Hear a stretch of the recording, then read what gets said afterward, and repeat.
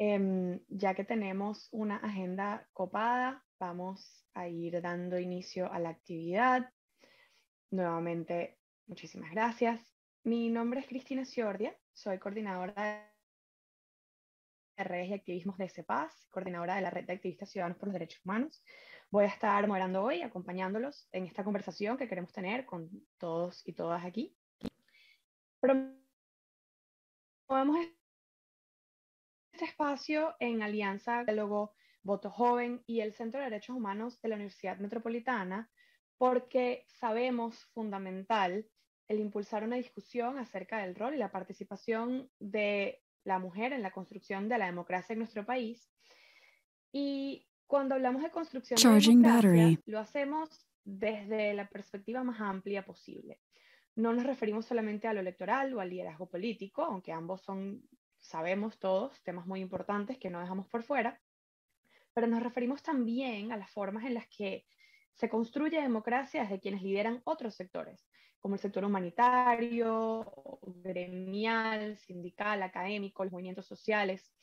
Desde todos estos espacios se construye democracia en la medida en la que se representan e incluyen voces diversas, diversos sectores, diversas realidades.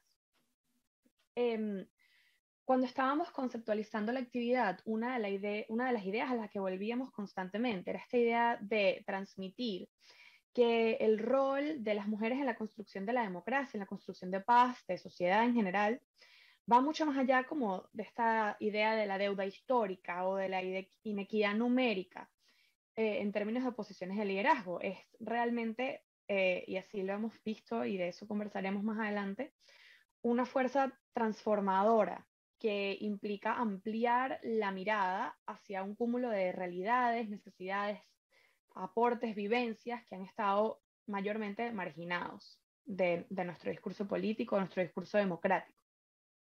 La invitación que queremos hacerles es que en el transcurso de la actividad hagan activamente el ejercicio de pensar en cómo se ve la participación de las mujeres en el espacio donde cada uno de ustedes hace vida. Los vamos a ayudar, hay algunas dinámicas orientadas justamente a responder estas y otras preguntas, pero la invitación es a ir más allá, a escuchar a las excelentes invitadas e invitados que nos acompañarán, pero a no tratar este como un espacio pasivo, sino involucrarse, hacer comentarios, hacer preguntas y traernos la perspectiva del sector que representan y de su propia experiencia. Y entonces, para empezar con ese proceso de reflexión al que los invitamos, los voy a dejar con Melanie Greenstone. Melanie es encargada de redes de derechos humanos y democracia en el equipo CEPAS. Además, ella es internacionalista, como yo, activista feminista y cofundadora del colectivo Ukira. Melanie, somos todos tuyos. Ya te voy a poner la pantalla.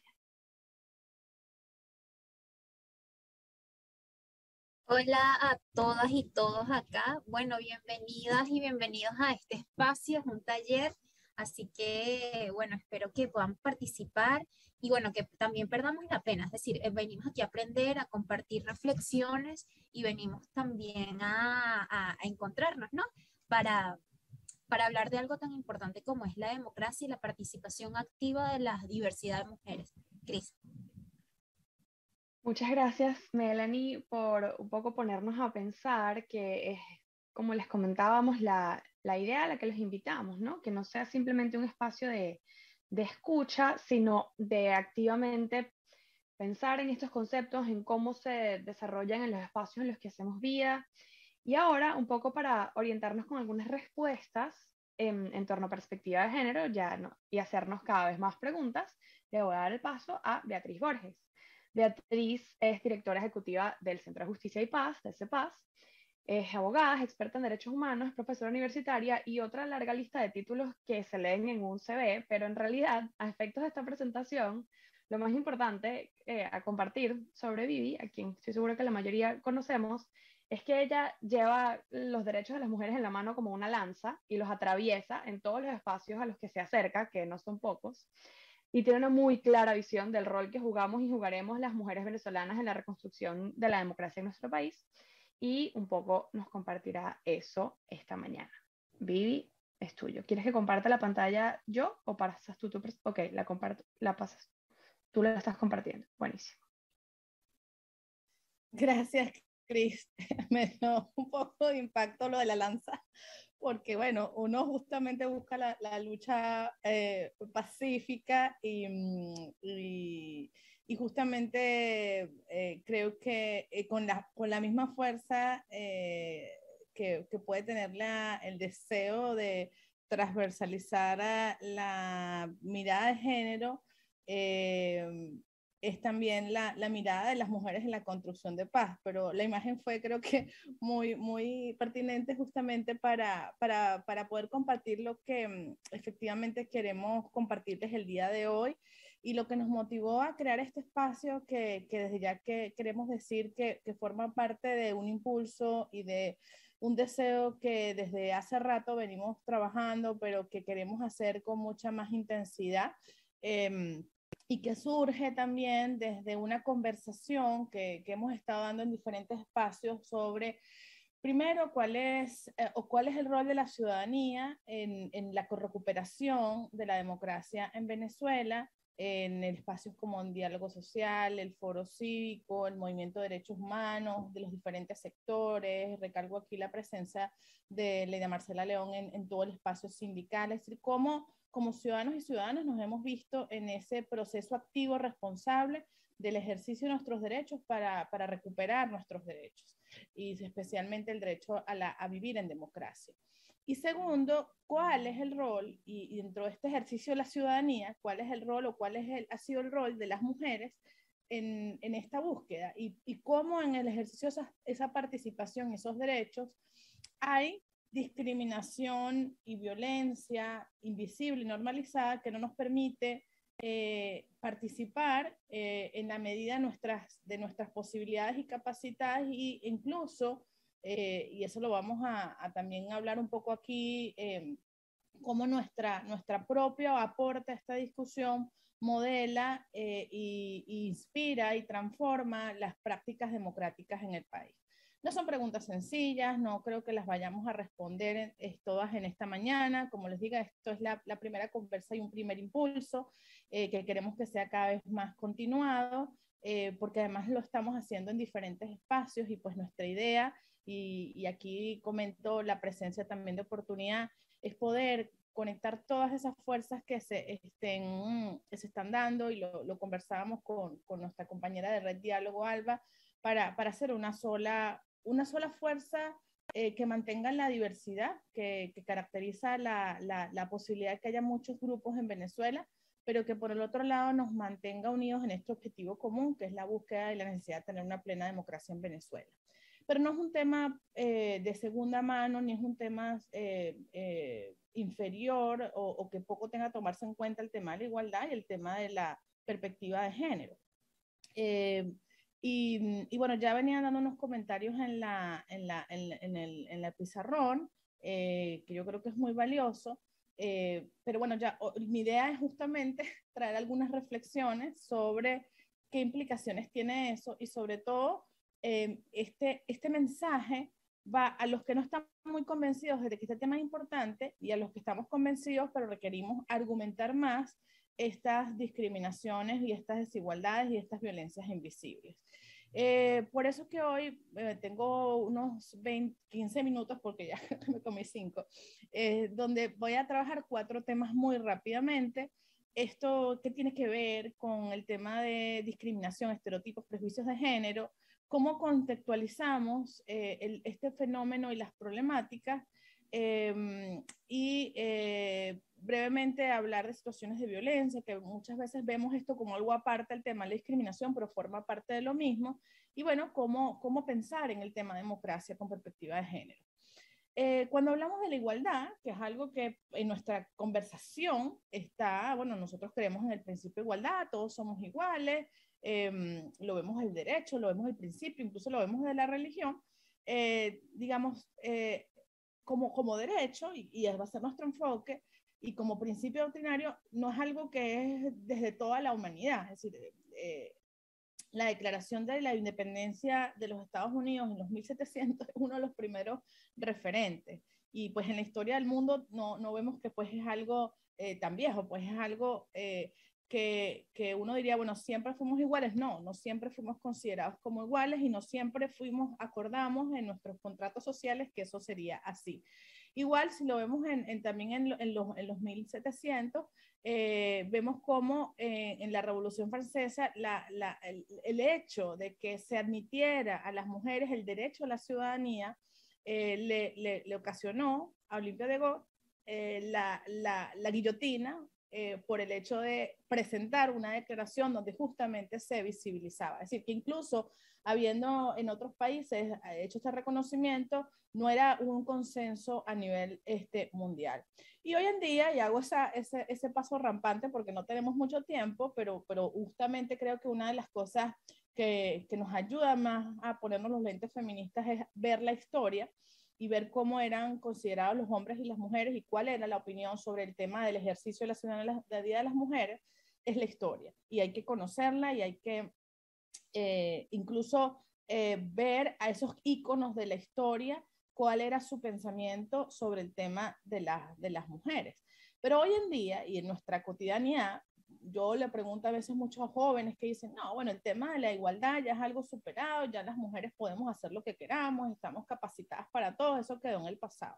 Y muchas veces las personas piensan que pues no, esa discriminación que existía en el pasado no existe hoy en día.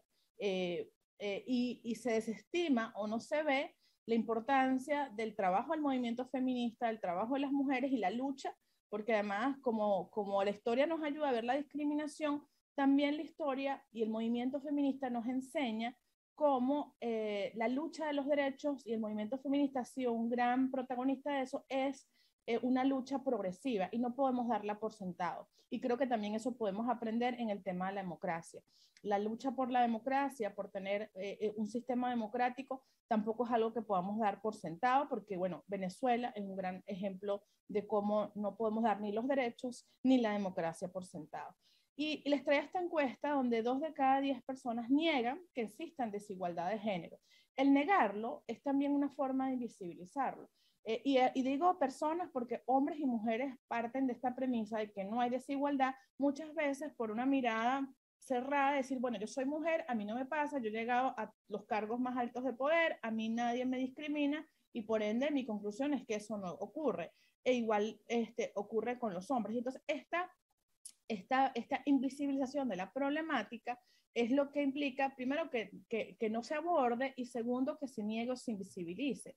Y por el otro lado, y allí tiene que ver mucho cómo nosotros hacemos esta conciencia de nuestros derechos y nuestra conciencia sobre el tema de la discriminación, la desigualdad y las violencias, porque no solamente hay personas que las invisibilizan, sino que la sociedad las invisibiliza y no vemos cómo el porcentaje de las mujeres o los accesos al tema laboral son menos para las mujeres, cómo las mujeres dedican más horas a las tareas del hogar, cómo aunque las mujeres tengan más estudios que los hombres, su llegada en proporción en las universidades, por ejemplo, su llegada a espacios de poder es menor, como el salario es menor, como el espacio cuidado y las exigencias familiares son mayores, es decir, cómo en temas de violencia, pues las mujeres son afectadas por esta violencia por razones de género. Entonces, creo que ese es como el primer llamado, el primer mensaje que hago a este espacio, porque cuando nosotros hacemos esta pregunta, bueno, en los espacios se hacen eventos por la democracia, decíamos, bueno, pero ¿cómo está la perspectiva de género incorporada en esa mirada? Y una forma metodológica muy fácil de ustedes incorporar en sus espacios es eso, es decir, cómo las mujeres y los hombres se ven afectados de forma diferente por estas situaciones o este mensaje o esto que estamos exigiendo. Y de allí que la perspectiva de género es una herramienta muy útil para hacerse estas preguntas y entender qué hay detrás de esto, que tiene que ver con relaciones de poder desiguales que generan discriminación, que generan desigualdad y que generan violencia. Y no son separadas, es decir, forman parte de justamente de esas relaciones de poder desigual que son históricas, que viene el patriarcado y que además para nosotros, desde el punto de vista de abordaje de esa discriminación, desigualdad y violencia, es fundamental que sean abordadas de forma sistémica.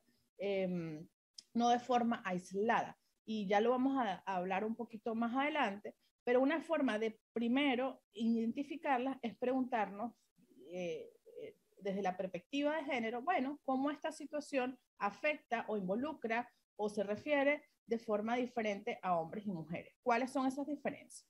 Y cómo afectan a cada sexo. Y me refiero porque muchas veces cuando la sensibilidad a la discriminación, a la desigualdad, la tenemos mucho más vinculada al tema de la violencia. La violencia por razones de género sí nos parece que es una problemática, pero tiene justamente esta base de ser perpetrada sobre bases de relaciones y desigualdades de poder, y justamente cómo esta dominación y subordinación de un sexo sobre el otro, del hombre sobre la mujer, es normalizada. Y ese es un poco mi trabajo hoy, porque usted mira, bueno, pero Vivi, o sea, no seas exagerada, ya eso no ocurre. Pero tanto que ocurre que lo vamos a ver en las relaciones cotidianas de nuestra vida, y además es parte de lo consagrado en los tratados internacionales, en las constituciones y especialmente en las legislaciones también de carácter específico en los diferentes ámbitos laboral, social, etc. Entonces yo aquí les traje, bueno, un poco lo que para nosotros en derechos humanos o lo que se establece como el principio de discriminación o de no discriminación, que tiene que ver con que no haya una expresión, y tomo la Convención de Eliminación de todas formas de discriminación racial para señalar estas palabras cuando hablamos de no discriminación, como la distinción, la exclusión, la restricción o preferencia basada en bien sea raza, color, linaje y otras características. Y aquí viene como la frase importante en términos de entender que esa distinción, exclusión, restricción, preferencia implique anular o menoscabar el reconocimiento y goce de otras personas o de otras condiciones de igualdad de los derechos humanos y libertades fundamentales. Y aquí pues también es importante ver, no lo vamos a tratar en profundidad, pero entender las diferencias entre la identidad de género, la orientación sexual y el sexo biológico, que pueden y que están presentes en estos procesos de discriminación. Y para mí es muy importante, aunque el mismo tema de la diversidad y el mismo tema de la diferencia o la discriminación por razones de género es un tema a trabajar y a entender, y hoy en día yo agradezco mucho que esté saliendo a la luz y que las universidades cada vez puedan hacer más trabajo de contenido, de análisis de derechos. Yo sí creo que es importante, y para dejarlo muy, muy claro para este espacio, qué es lo que para nosotros constituye socialmente la construcción de lo que es ser mujer y la construcción de lo que es ser hombre, y cómo esa experiencia se traduce en cada una de las personas que se construyen cultural y socialmente, y que además la sociedad le da contenido a esa construcción y expectativas sobre lo que yo, siendo mujer, o una persona siendo entendida como hombre por la sociedad, debe ser, y que excluye además toda la mirada de la diversidad, que hoy en día pues es parte de lo que nosotros tenemos que aprender, entender e integrar, y darle respuesta desde el enfoque de los derechos humanos. Y bajo esta construcción, donde existe la construcción de roles de género, las mujeres están vistas desde el rol reproductivo, el espacio doméstico, el trabajo no remunerado, el servicio, el cuidado de las personas, bien sean niñas o bien sean adultos mayores, niños, niñas, adultos mayores, es decir, de las personas que necesitan atención, y nuestra visión es más desde la mediación y la subordinación. Y ese enfoque o eso ocurre desde la más temprana infancia. Y yo aquí les voy a pedir que puedan usar sus deditos y el teclado para compartir alguna de las expresiones que ustedes hayan recibido en su vida. Aquí yo les traje como una fotico con expresiones. Por ejemplo, las mujeres limpian mejor. Las mujeres al volante, peligro constante. Calladita te ves más bonita. Mujer que molesta o mujer que no molesta es hombre. Con el cabello corto pareces un hombrecito. Esas son expresiones que usaron o que usan desde la más temprana infancia con nosotros para construir esos roles, esos estereotipos de género. Pero también esa discriminación y esa desigualdad afecta a los hombres. Por ejemplo, no llores. A los hombres les dicen, ¿acaso no eres hombre? Como que si los hombres no pudieran expresar sus sentimientos. Incluso se ve simplemente la emocionalidad como el lado femenino. O los hombres tienen muchas capillas y una sola catedral. Yo me acuerdo que a mi primo le preguntaban siempre, bueno, ¿cuántas novias tienes tú? A mí nunca me preguntaron a los 7 años cuántos novios tenía yo. Hombres que se respetan, no lava la ropa. Pégale a los hombres, pégale, los hombres se defienden. Incluso como esa agresividad, ese uso de la violencia física es reforzado en la conducta masculina. Estos juegos son para niños. Cuando, por ejemplo, yo me acuerdo también, mis primos usaban Barbie y era así como en la casa era un problema que ellos usaban las muñecas. No sé si pueden compartir ustedes por el chat algunas experiencias que hayan tenido en ese sentido, que recuerden en su infancia. Tenía una profesora que decía, nosotros tenemos troquelado en nuestra infancia esas discriminaciones y vienen justamente esos mensajes, de esas preguntas que nos forman y que generan expectativas y roles y estereotipos. Pero además, este tema no solamente lo vivimos en la familia, estoy pendiente del chat, los que compartan los mensajes, es un tema que además vemos en nuestro alrededor. Es decir, hoy en día uno abre una revista o ve una pancarta en la calle y, digamos, estas fotos no generan alarma ni emergencia a nadie porque estamos acostumbrados a la cosificación del cuerpo de la mujer, a estas relaciones donde lo que importa es el cuerpo y el uso de la mujer y no quién es ella, ni es tratada como persona, sino es incluso asemejada a una cosa o a pura carne, ¿no? Y además como esta cosificación, que es la fase de su cuerpo, que es también la base justamente de la violencia, y la violencia en la expresión física, la vemos también en cómo se refuerzan estos estereotipos y roles de género en el cuidado, en los roles. Por ejemplo, este tema, yo siempre cuento esta anécdota porque a mí me impactó muchísimo, cómo las niñas son princesas y los hombres son superhéroes, y uno diría, bueno, pero eso no es de ahorita. Es de ahorita, es decir, todavía hoy en día ese mercado de princesas y superhéroes sigue siendo reforzando los roles de género, aunque han venido cambiando algunas cosas. Yo recuerdo que mi hija en 3er grado se quería disfrazar de Spider-Man negro, o sea, ni siquiera el Spider-Man el negro, el maluco, y era como que, bueno, ¿cómo tú vas a hacer, es dejar que tu hija se disfrace de eso? Porque entonces ella no es la niña bonita, delicada, porque además, fíjense ustedes lo que implica el ser princesa. El ser princesa es, bueno, conseguir a un hombre y ser feliz para toda la vida. Y sabemos que no hay nada más lejos de esa historia para las mujeres, ¿no? Que queremos reivindicar nuestro derecho a trabajar, a desarrollarnos, a tener una profesión y además vivir con una expectativa de que tenemos que ser las supermadres, las supermamás, las superamas de casa. Por lo otro, los hombres se preocupan por ser el superhéroe y le refuerzan esa labor de fuerza, de liderazgo, de entrega por la sociedad, de lo público, que no se nos hace a las mujeres. Incluso, y yo pues puse la propaganda de Mr. Músculo, hasta en el tema del lavado, en el cuidado, en el tema del cuidado del hogar, también necesitamos a un hombre fuerte y que nos venga a ayudar a hacer esas labores. Entonces, eso que hoy en día es parte de una discriminación y desigualdad está reforzado por la propaganda, por la cultura, en el hogar, en el colegio, en todos los espacios.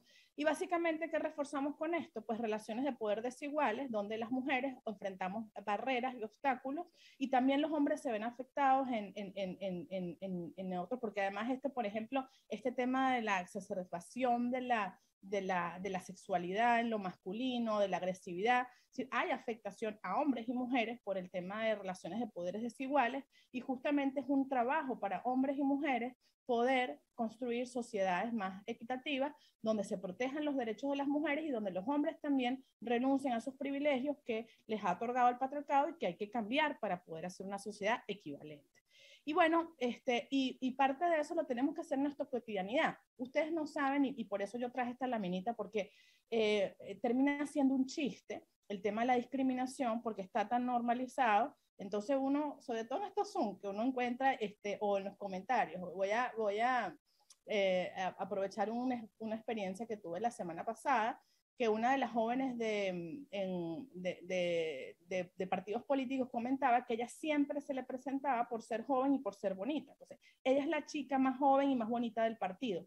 Y ella decía, esa es la forma que a mí me presentan en los eventos, y los hombres piensan que están haciendo una actividad graciosa y que a mí me gusta, y todo lo contrario. Yo quiero que me presenten por mi capacidad y por mi trabajo. Entonces, algo que una dice, bueno, pues si eres intensa, te están diciendo bonita. No, es que eso está presente, se convierte en un chisme, en un chiste, y termina reforzando los conductos. Y aquí les traje algunas frases o micromachismo, no sé cómo voy con el tiempo, Vero, avísame, que están muy presentes y que tenemos que buscar evitar y que tenemos que sensibilizar. Vas bien, lo que sí es, si puedes ampliar la pantalla, pues serviría más para que las personas pues, puedan ver Bien, lo que... voy a ampliar aquí. Frases como, por ejemplo, esta que ustedes decían, bueno, déjate desear, se lo pueden decir a esta compañera que decía, bueno, te están diciendo bonita, ¿por qué te vas a poner brava por eso? Debería ser más femenina, las niñas bonitas no dicen groserías.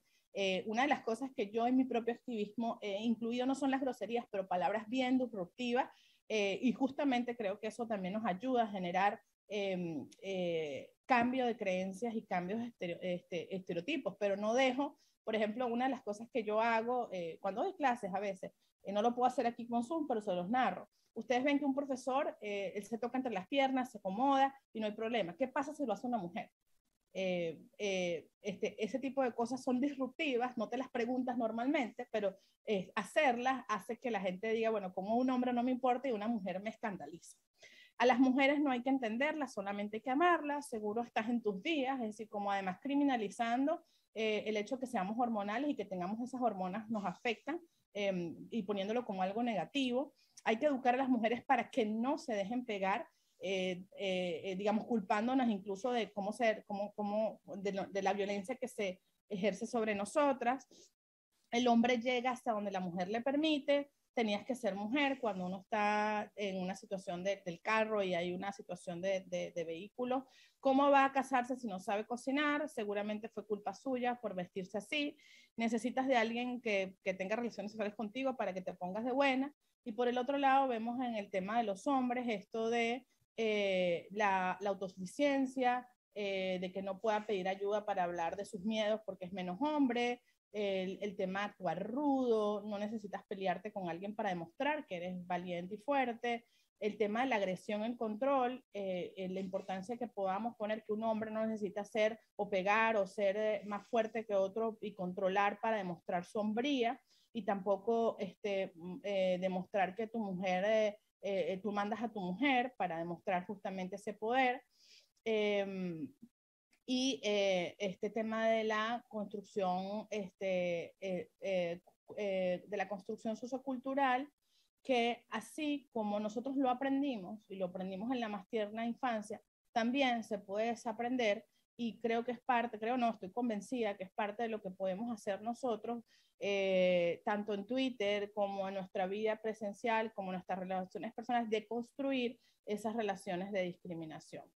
Y ahora voy, en todo esto que ocurre en la mayoría de los países, no hay ningún país que se libre y que pueda decir hoy en día nosotros hemos logrado la igualdad y la no discriminación. En Venezuela hay un contexto más complejo aún, porque no solamente hay grandes retos, barreras estructurales para vencer la discriminación y la desigualdad y la violencia. Además, tenemos la emergencia humanitaria que afecta también de forma diferente y desproporcional a las mujeres, pero además no tenemos democracia. Es decir, contar con instituciones independientes e imparciales que puedan garantizar nuestros derechos y donde nosotras incluso estemos presentes en igualdad de condiciones y en igualdad de participación.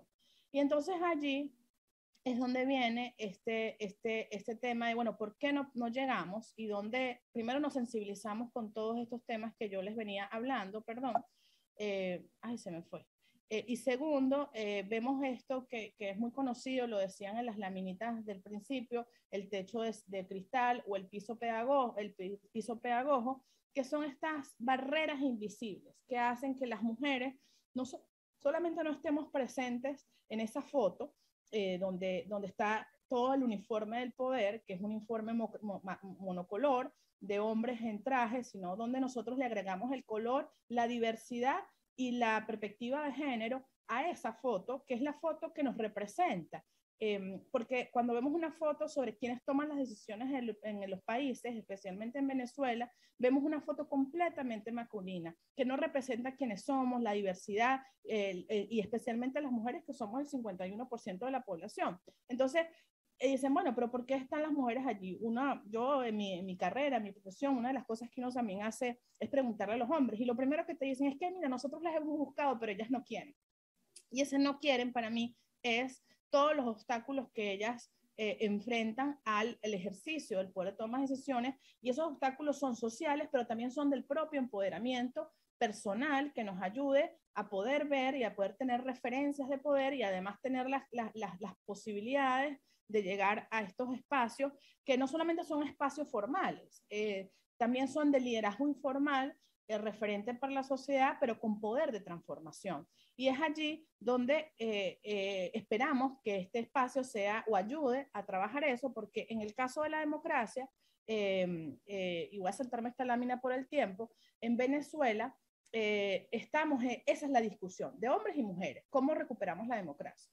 Pero la pregunta es, las mujeres que enfrentamos estos obstáculos o estos techos de cristal, ¿cómo además podemos incidir en el proceso de toma de decisiones que nos ayude a recuperar la democracia en Venezuela?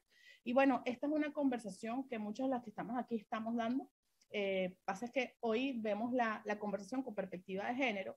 Está la discusión sobre el diálogo, está la discusión sobre la negociación, está la discusión sobre las elecciones. Por supuesto, cuando hablamos de medios pacíficos para recuperar la democracia, que es lo que les apostamos, a los que creemos que como ciudadanos y organizaciones de derechos humanos podemos trabajar, pero además está otros elementos como el chavismo disidente juega en ese proceso de recuperación, los empresarios, como los mecanismos internacionales. Hay muchas y grandes expectativas con el tema de la Corte Penal Internacional y el tema, por ejemplo, de la comunidad internacional.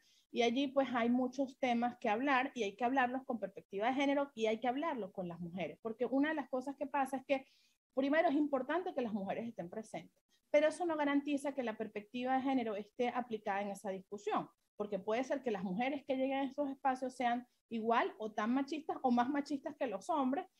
Incluso podemos tener este tema de, a veces se ve el machismo contrario al feminismo, y no es así. El feminismo es un movimiento que reivindica los derechos de las mujeres y la igualdad. En cambio, lo contrario a un machismo sería un embrismo, es decir, que nosotros que queramos imponer el poder de las mujeres sobre los hombres, y no es así. Entonces, esta conversación sobre el diálogo y la negociación tiene que tener mujeres, pero además tiene que tener la perspectiva de género y las necesidades de la ciudadanía y de la afectación diferenciada a las mujeres. ¿Qué podemos hacer en este sentido? Pues es algo que venimos haciendo las organizaciones desde hace muchos años, y además venimos animando a través de las redes y la REDAC hacer a todos y a todas, que es documentar para hablar y denunciar y difundir, para no solamente generar memoria, verdad, justicia y reparación, sino también para que, aunque hoy en día no tengamos instituciones legítimas, esas instituciones que no son independientes no se vean eximidas de hacer su trabajo. Porque aunque no sean independientes, nosotros seguimos exigiendo que tengan que cumplir con su labor y recordando la importancia de la institucionalidad para un Estado de Derecho y democracia. Y eso hay que seguir haciéndolo.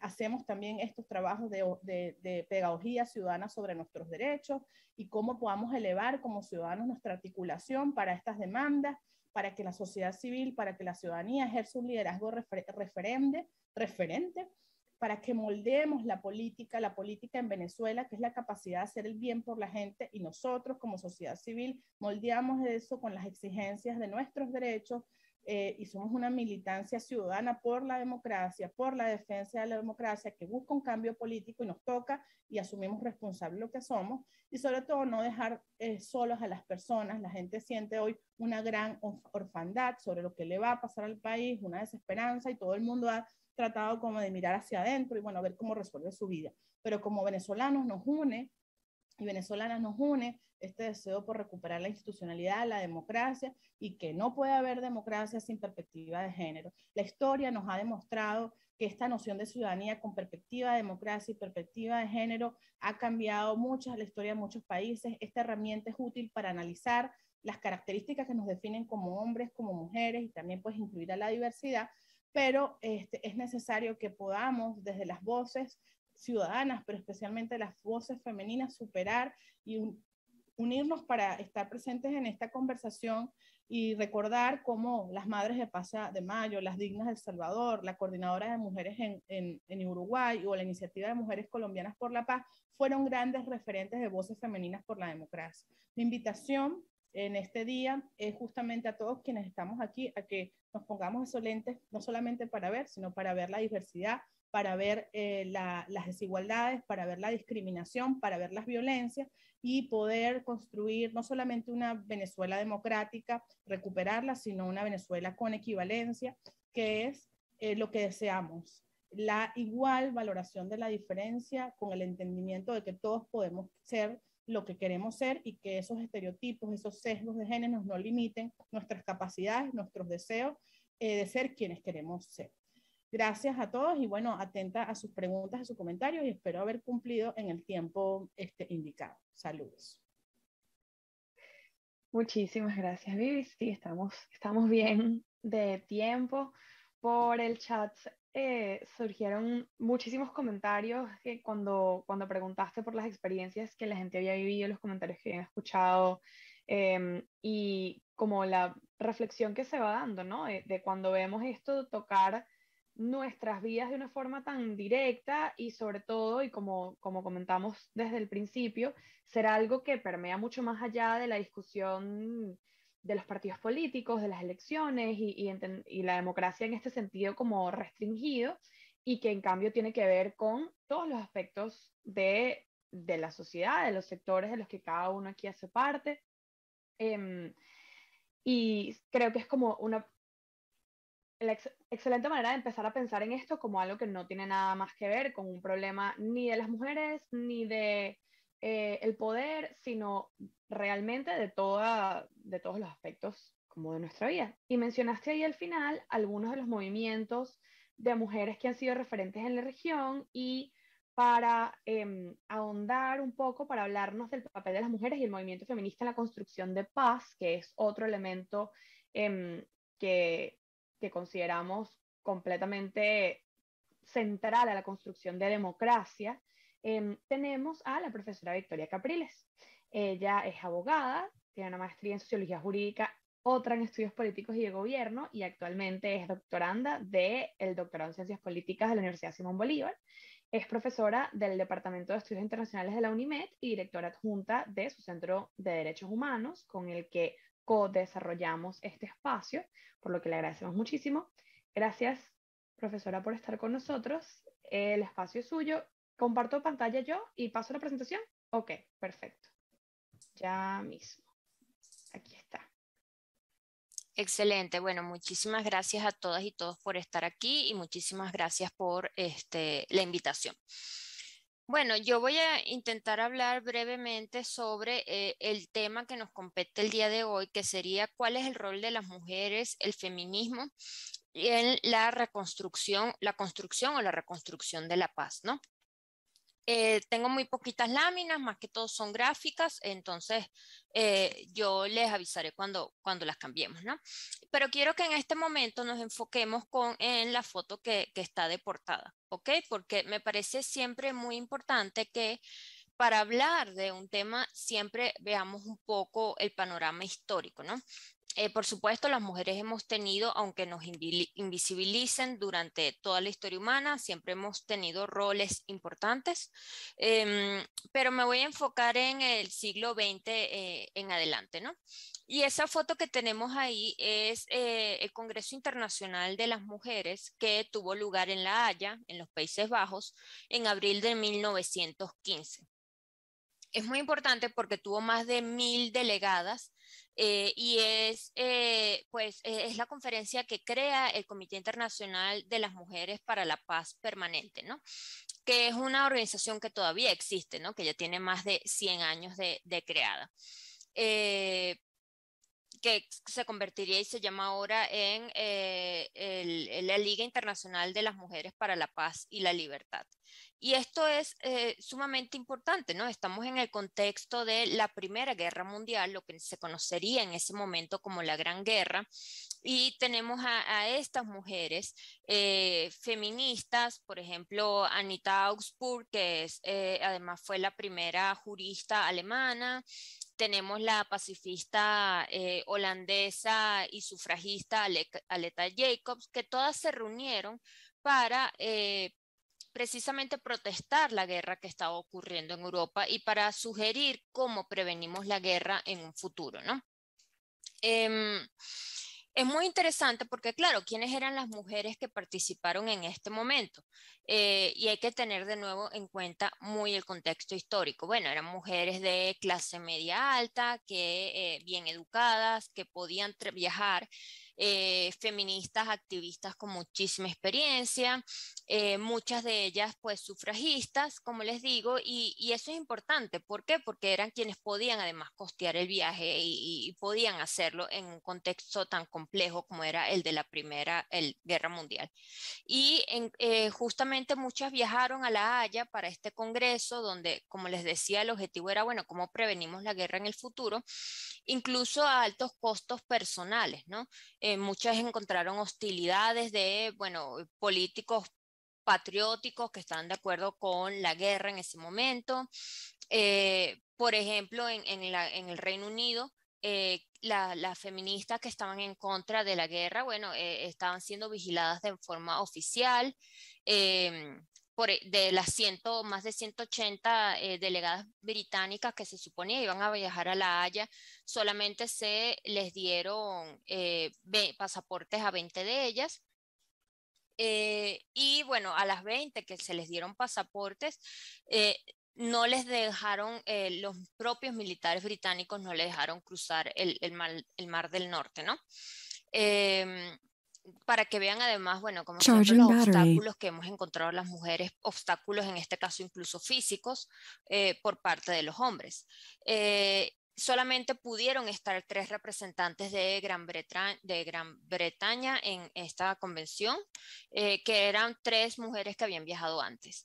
Y además, hablar de la paz, hablar de la reconstrucción de la paz, tomar una postura antiguerra en ese momento también fue una experiencia emocional muy fuerte para muchísimas de las delegadas, ¿no?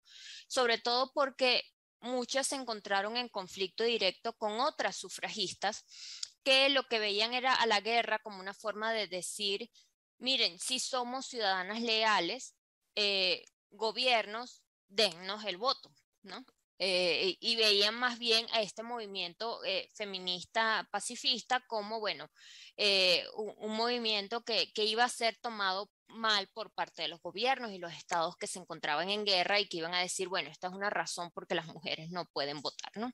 Entonces vean la complejidad histórica y por supuesto entender que por esta visión de paz fundada en una igualdad de géneros, justicia social, derechos humanos, lo que se entendía como derechos humanos, derechos fundamentales en ese momento, porque estamos hablando de 1915, ¿no? Es importante porque sí es cierto que no culminó la guerra termina pues en 1918 y tampoco fue utilizado por los hombres, como decía, nos comentaba Beatriz, o sea, los hombres que se encerraban a negociar la paz y los tratados, los términos de la paz en 1919, que surge además de allí el Tratado de Versalles. Por supuesto, no incluyeron estas visiones de estas mujeres que se habían reunido en 1915. Sin embargo, se sigue considerando un hito súper importante porque nos recuerda que la Primera Guerra Mundial, la primera de estas 2 grandes guerras, no solo nos trajo en sí mismo dolor, movilización armada, sino que también nos trajo formas alternativas de las políticas, ¿no? Por ejemplo, las políticas de la paz. Sin embargo, como les digo, esto sucede en 1915 y en 1946, después de la Segunda Guerra Mundial y menos de un año desde que se lanzaron las bombas atómicas, 200 mujeres de esta organización volvieron a reunirse, esta vez en Luxemburgo, para tener una reunión posguerra, ¿no? En este caso estamos ya hablando ya de la Segunda Guerra Mundial. Y esto nos lo cuenta, bueno, la historiadora y académica Katia Confortini. Y lo que se habló en esa reunión en Luxemburgo en 1946 es, realmente nosotras las mujeres tenemos un rol que cumplir, tenemos un rol en la búsqueda, en la construcción de la paz. Hablaron las delegadas francesas que pudieron llegar, hablaron de cómo fue su experiencia de vida en la ocupación nazi, llegaron a la conclusión de que la paz no tenía forma de existir sin libertad y que ellas preferían, bueno, la muerte a la esclavitud. Y además con una posición muy fuerte de que la guerra era mejor que el servilismo, ¿no? De nuevo, vean el contexto histórico, o sea, los franceses habían tenido una resistencia muy fuerte donde participaban las francesas, las mujeres, igual que las holandesas, ¿no? En su momento. Sin embargo, las mujeres danesas y las mujeres finlandesas, que también habían vivido la ocupación nazi, habían optado más bien por fórmulas no violenta, de resistencia no violenta, ¿no? Y de trabajo humanitario y de trabajo, pues, de sosiego. En Suecia, que se mantuvo neutral y sin ocupación, las mujeres feministas, activistas, en ese momento lo que habían era, bueno, se habían enfocado en esfuerzos humanitarios y de hecho habían empezado a planear en el futuro, porque también su contexto lo permitía así. Y de hecho, ellas fueron las que lanzan el movimiento a favor de lo que va a ser las Naciones Unidas, y ese movimiento de mujeres se convierte en la rama sueca de las Naciones Unidas, ¿no? Bueno, las alemanas que pudieron llegar, a pesar de que se les negaron sus documentos de viaje, etcétera, dijeron, bueno, que iban a también tratar de trabajar en la reinstitucionalización de la Alemania como un país, bueno, pacífico y democrático, ¿no? Vamos a entender que eso tampoco pasó tan fácil en el contexto. Pero muchísimas, bueno, de estas activistas también habían fallecido en los campos de concentración e incluso, bueno, queda documentado que algunas llegaron en medio de su recuperación, ¿no? Habían logrado sobrevivir a los campos de concentración, habían sido liberadas y estaban aquí para hablar, bueno, de qué vamos a hacer en esta posguerra. Y es para que vean, bueno, que las mujeres siempre hemos estado allí a pesar de los obstáculos. Como dice Melanie, bueno, la paz es el fin y los feminismos son el medio, es así, ¿no? Pudiéramos pasar la lámina, por favor. Y es muy interesante porque justamente si vemos esta parte histórica, tenemos que el propio Mahatma Gandhi, el que todos conocemos como el padre de la no violencia y de la desobediencia civil, él mismo admite que el mucho de estas características no violentas de desobediencia civil las toma de las sufragistas británicas, ¿no? Del movimiento feminista pro voto de la mujer. Y Gandhi siempre le dio un rol protagónico o mantuvo realmente que su movimiento tenía que ser llevado por mujeres. Porque, bueno, sostenía, y vamos a ver que los estudios académicos al final avalan eso, que en un mundo donde pues las mujeres son activistas y tienen roles protagónicos, es un mundo más pacífico, ¿no? De hecho, más del 60% de los participantes de la famosísima Marcha de la Sal de los años 30 fueron mujeres, y de las 30.000 personas que fueron arrestadas en el marco de la Marcha de la Sal, 17.000 fueron mujeres. Entonces, de nuevo, incluso, aunque, por ejemplo, la no violencia, la desobediencia civil tiene una cara muy masculina, con Mahatma Gandhi, con Mandela, con Martin Luther King, podemos ver que el propio Gandhi dice, no, pero es que yo realmente tomé las características, tomé la lucha, me inspiré en las mujeres, en el movimiento feminista. Adelante, o sea, movemos la laminita, por favor. Sin embargo, como bien nos decía Beatriz y como hemos sostenido, a las mujeres se nos continúa invisibilizando. Ay, no sé por qué se ve como gigante la... ahora sí, a las mujeres se nos continúa invisibilizando. Por ejemplo, estas son cifras que voy a decir muy brevemente de ONU Mujeres. Entre el 1992 y 2019, las mujeres representamos solo el 13% de las negociadoras, el 6% de las mediadoras y el 6% de los signatarios de los principales procesos de paz en todo el mundo. Alrededor de 7 de cada 10 procesos de paz no incluyeron mujeres mediadoras o signatarias. La participación de las mujeres en la administración pública en países frágiles y afectados por conflictos, y voy a hacer un inciso aquí para cuando estemos hablando de conflictos, me voy a referir a conflictos no desde un punto de vista del derecho internacional humanitario, no estamos hablando solamente de conflictos armados, internos o externos, de guerras civiles, de guerras internacionales, sino de un sentido más político, ¿no? Países que se encuentran en conflictos políticos importantes, donde, por ejemplo, entra Venezuela, ¿no? Con una emergencia humanitaria compleja, comisión de crímenes de lesa humanidad, a pesar de que no hay conflicto armado. Entonces, la participación de las mujeres en la administración pública de estos países frágiles o afectados por conflictos alcanza un promedio de solo 23%, menos de la mitad del promedio en los demás países. Y de las 13 misiones de mantenimiento de paz que tiene la ONU en este momento, solo 8 tienen unidades de género, con un total de 52 asesores y oficiales de género, pero de esas 52 personas que se encargan del tema de género, solo 4 están en un nivel superior, ¿no? Que para la ONU sería un P5, o sea, porque la ONU se divide en números dependiendo del nivel de jerarquía que tenga.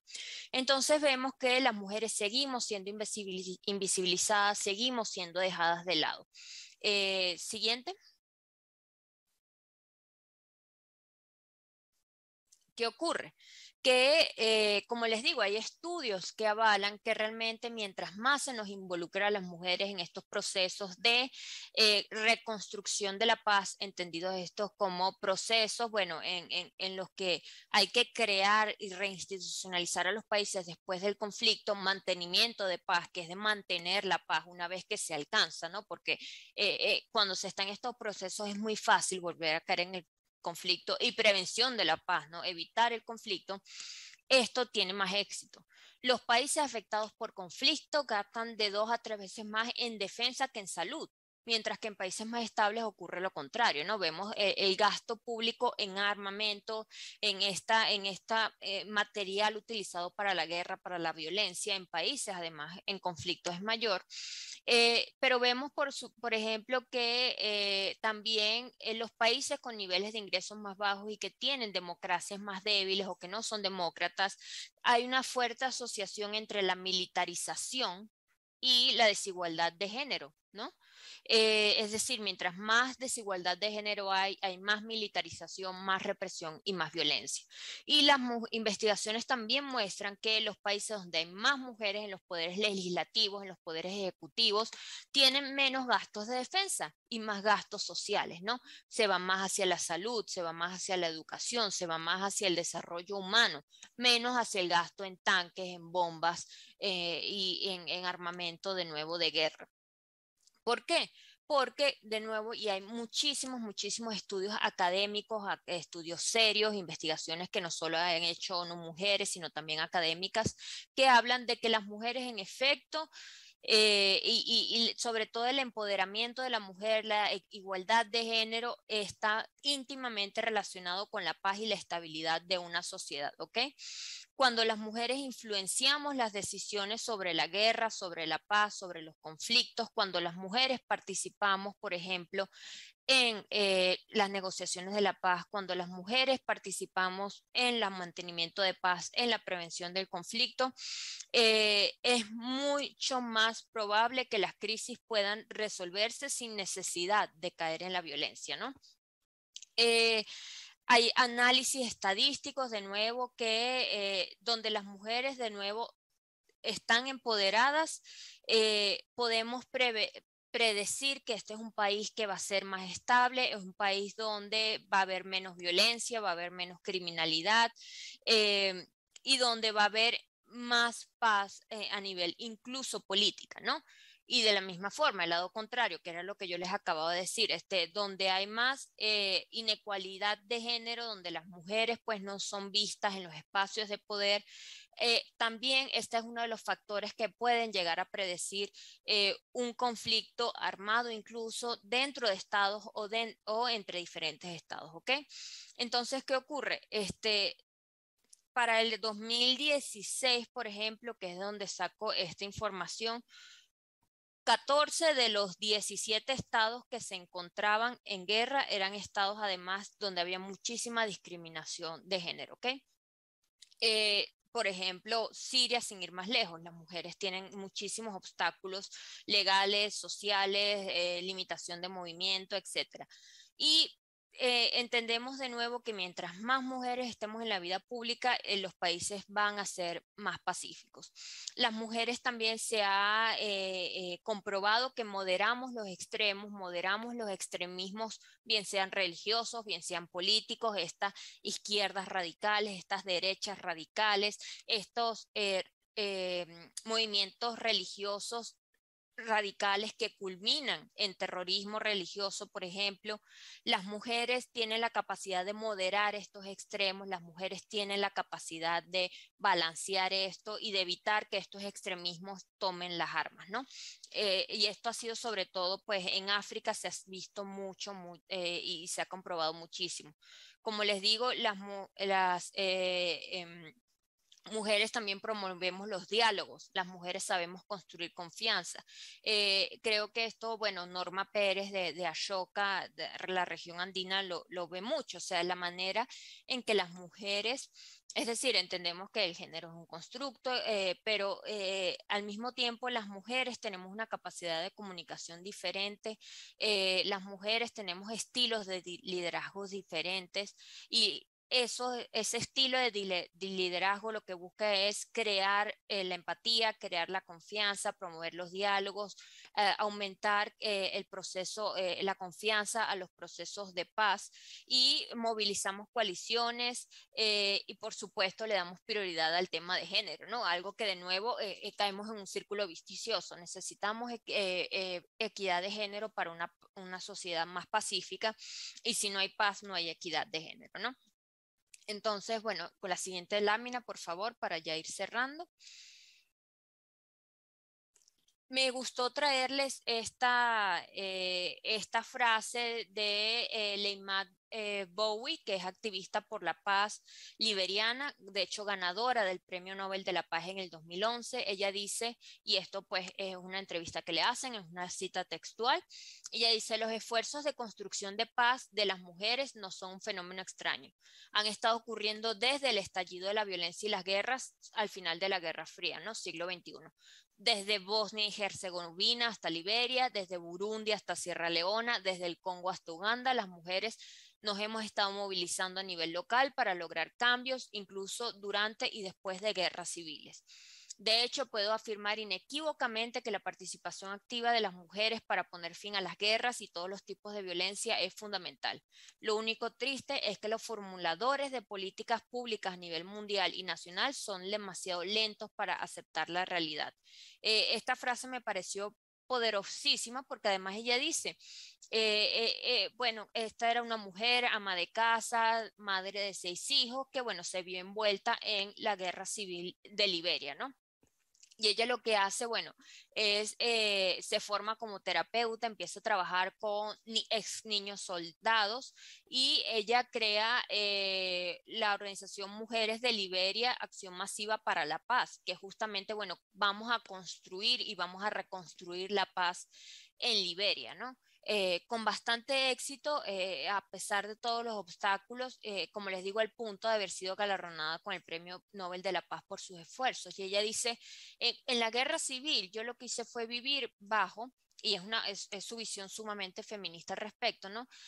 Lo que hice fue vivir bajo las manifestaciones diabólicas del patriarcado, de los hombres en el poder, ¿no? Es decir, fue en esta como vacío de poder, en este vacío de derecho, en este vacío de civilización, que las mujeres de Liberia fuimos las que reclamamos el alma de nuevo de Liberia. O sea, éramos miles de mujeres alrededor del país luchando, exponiéndonos para protestar en contra de la guerra, o sea, estábamos pidiendo paz, ¿no?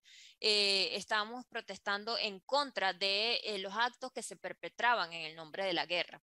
Y eso es al final lo que está, como les digo, la Liga Internacional de las Mujeres para la Paz y la Libertad ha denominado la paz feminista, que es esta idea de ver los estudios para la paz, la reconstrucción de la paz desde el lente feminista y entender, bueno, que lo que busca esta paz feminista es la igualdad, la justicia, la seguridad desmilitarizada, es actuar de manera diferente, es pensar de manera diferente sobre la paz, sobre la seguridad, es justamente es apoyar la transformación del poder, que hayan cada vez más mujeres en el ámbito público, es estigmatizar la guerra y la violencia, es promover una economía, bueno, basada en la justicia social y fortalecer los movimientos feministas y a las mujeres, ¿no? Porque precisamente mientras más mujeres de nuevo estemos en puestos de poder, las sociedades son más justas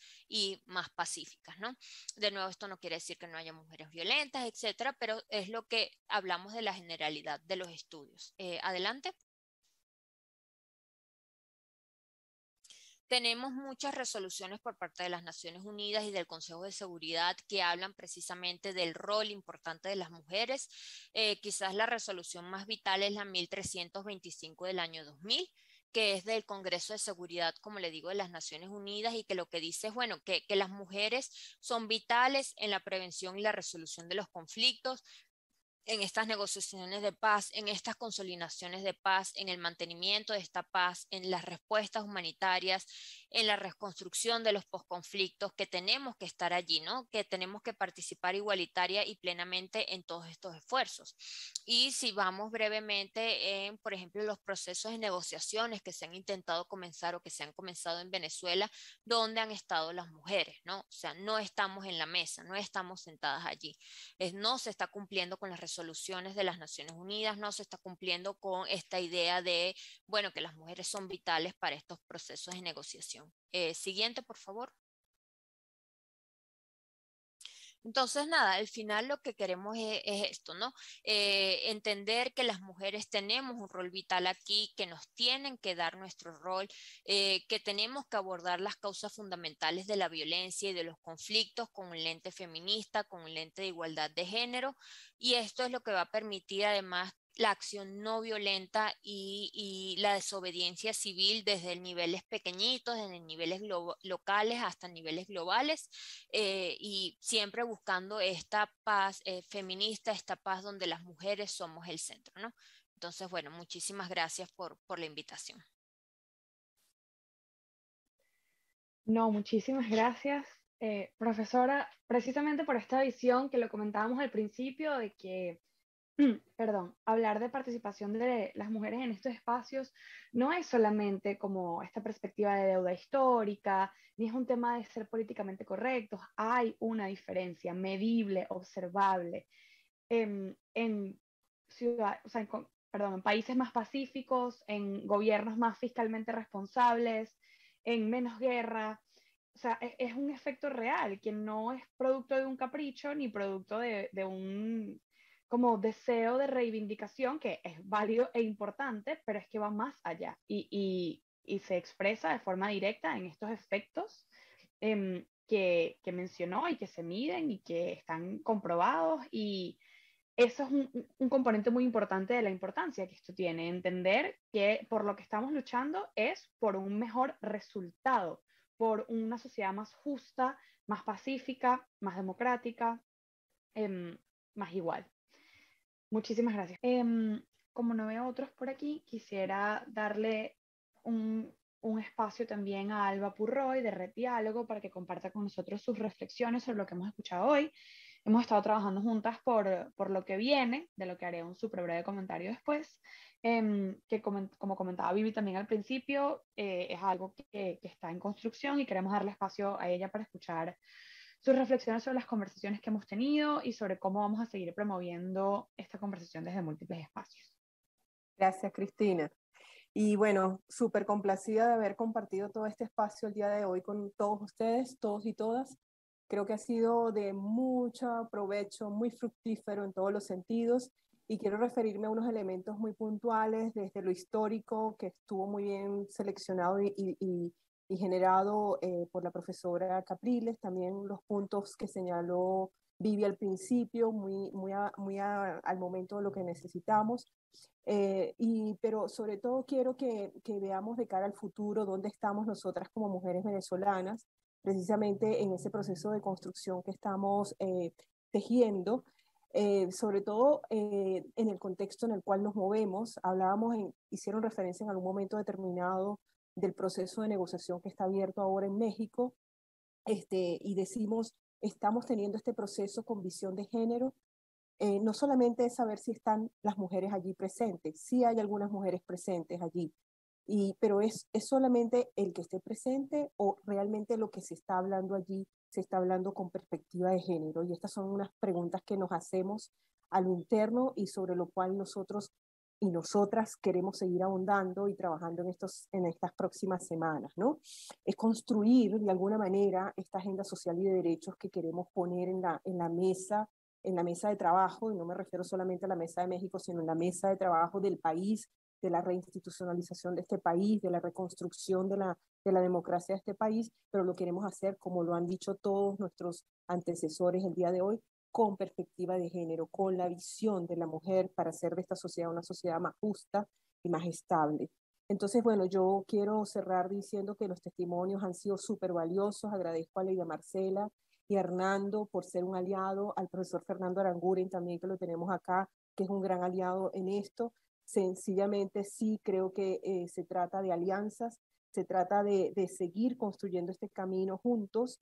Justamente de esto se trata la construcción de paz en cierta forma también, y es justamente generar relacionamientos que nos permitan, digamos, construir ese espacio común que a veces cuesta incluso verlo cuando pensamos tan diferentes. Y ahí es uno de los grandes retos como constructores de paz también que tenemos, sentarnos con quienes piensan totalmente diferente a nosotros, para justamente alinear estas diversidad de visiones. No me queda sino cerrar diciendo que es el inicio, bueno, no el inicio, sino hoy fue un punto que sembramos, una semillita que sembramos. Sabemos que no es el inicio, hay mucho trabajo hecho en este sentido, pero nosotros siempre queremos estar pensando que hay mucho por hacer, y vamos a seguir trabajando juntas y juntos en este camino de reinstitucionalización del país con perspectiva de género y con visión de mujeres, y donde la mujer realmente tenga una posición visible donde se toman las decisiones. Muchas gracias. Muchas gracias a ti, Alba.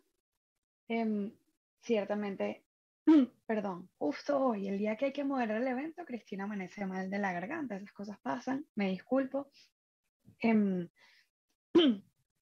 les decía que sí, que esta visión de la que hemos tratado de tener durante toda la mañana, de cómo transversalizamos la perspectiva de género a esta conversación, a esta mesa metafórica y la real, la de diálogo y negociación en el proceso de México, es nuestra misión en este momento. Transversalizar esta perspectiva, asegurarnos de tener presencia en todos los espacios, no solo, como comentábamos, desde el que haya mujeres, sino mujeres y perspectiva de género, perspectiva de diversidad. Creo que es algo a lo que definitivamente tenemos que apuntar para esta creación de la democracia que nos imaginamos, que nos merecemos y de la que somos capaces. Si hubiera alguna otra pregunta o comentario, nuevamente abrimos para ustedes. Estoy atenta. Ok, no veo manitos. Como estamos cortos de tiempo, vamos ya a dar cierre. También en virtud del tiempo, en lugar de hacer como esta actividad de cierre con el Jamboard entre todos, le voy a pedir que le haga cada uno. Les compartiremos nuevamente. Aquí está el link. Igual se los vamos a pasar junto con la grabación y las ponencias a los correos por los que se inscribieron. Pero lo que los quiero invitar es a que le den una mirada a las diferentes preguntas que se hicieron en el Jamboard y vean qué interesante las distintas perspectivas que allí se reflejan, ¿no? Y que nos hagamos las preguntas de cuáles vienen desde los prejuicios y los estereotipos, los roles de género, cuáles son producto de estas disparidades de poder, del sistema, cuáles afectan también a los hombres y de su forma particular a los hombres. ¿Cómo se manifiestan estas diferentes perspectivas que se comparten ahí en los espacios en los que hacemos vida? A los que están en el ámbito político, a quienes trabajan en el espacio humanitario, o derechos humanos, o gremial, académico, porque en todos estos espacios hay una forma en la que estos prejuicios, estas inequidades, estas barreras, estos mitos se manifiestan. Eso también lo vimos desde los testimonios que nos compartieron Leida, Hernando, en cómo desde sus propias perspectivas ellos veían estas cosas que cada uno ha compartido por el chat, por el Jamboard. Dense un minuto para revisarlo y ver todas las maneras en las que esto se manifiesta, las distintas perspectivas desde las que lo abordamos. También como para reflexiones finales, quería llamaros la atención a algo de lo que tal vez ya varios se habrán dado cuenta, que es que la mayoría de los participantes del día de hoy y de las personas inscritas del día de hoy somos mujeres. Esto es una constante para quienes trabajamos en este espacio, es algo que estamos acostumbradas a ver siempre que la palabra mujeres está en el título de una actividad. Nos damos cuenta que la mayor parte de los participantes van a ser mujeres y eso no es un reflejo de la realidad de los espacios de la sociedad. Piensen en cuántos espacios participan ustedes en que la mayoría sean mujeres. Eso a nosotros de lo que nos habla es de esta idea de que todavía existe la noción de que los temas de derechos de las mujeres son un tema de mujeres y no de todos, de la sociedad o del sistema. Y eso es algo en lo que quisiera que todos hoy nos fuéramos todos y todas comprometidos a impulsar. Por supuesto, esto es hablar de los convencidos, ¿no? Quienes estamos aquí tenemos la idea de que esto es importante, pero por eso es que hay que ser multiplicadores de los mensajes para quienes no son parte de este club de convencidos que nos estamos viendo aquí.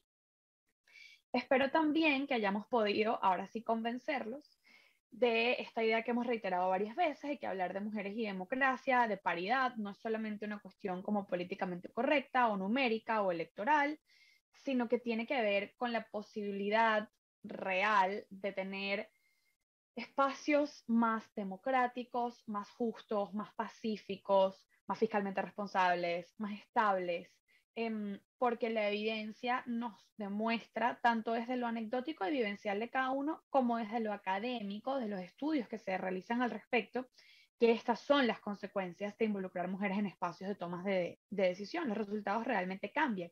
Esa es una experiencia que desde CEPAS también tenemos y vivimos día a día con el trabajo de transformación comunitaria en La Dolorita, que viene precisamente del empoderamiento de lideresas desde los espacios que son suyos, que ellas ocupan, perdón, pero que al hacerlas, empoderarlas en el conocimiento de sus derechos y de sus capacidades, generan transformación en su comunidad. Apostar por una mujer es apostar por una comunidad, porque, perdón, si algo tiene ese sistema patriarcal venezolano nuestro es a la mujer como el centro de la comunidad, no a la toma de poder ni de decisiones ni del privilegio, pero sí a la comunidad, de los espacios familiares, y por eso es que apostar a ellas es apostar a esa transformación pacífica, inclusiva y democrática.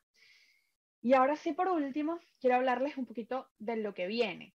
Les hemos comentado varias veces que la intención de este espacio es ser un primer abordaje, o en realidad, como señalaba Alba, un nuevo abordaje, el primero definitivamente que no es, en este tema, escuchar algunos enfoques como teóricos, animarnos a pensar, hacernos preguntas, pero las organizaciones que impulsamos este encuentro de hoy estamos trabajando también por la creación de una agenda de derechos de las mujeres para incidir en el debate nacional, y esto no se queda aquí.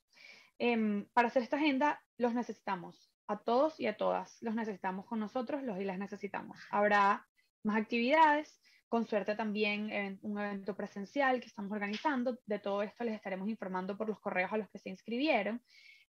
Nuestra invitación es a que sigan participando, a que se sumen, a que sumen a otros líderes y lideresas de los espacios en los que hacen vida, que creen que deban participar de esta agenda que se está generando, inclusiva, plural, con perspectiva de género y de diversidad.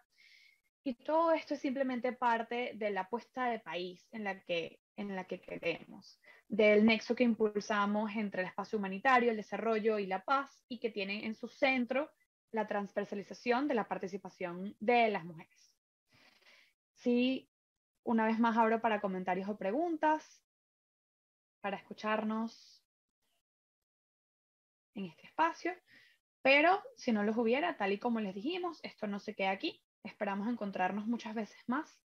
Les agradecemos su participación, su paciencia con los minutos que nos excedimos. Me queda solo invitarlos nuevamente a que participen en los nuevos espacios a los que los invitaremos, en las nuevas actividades, en la construcción de esta agenda de derechos de las mujeres, de perspectiva de género. Y muchísimas gracias. Espero que tengan un excelente día y nos estamos viendo.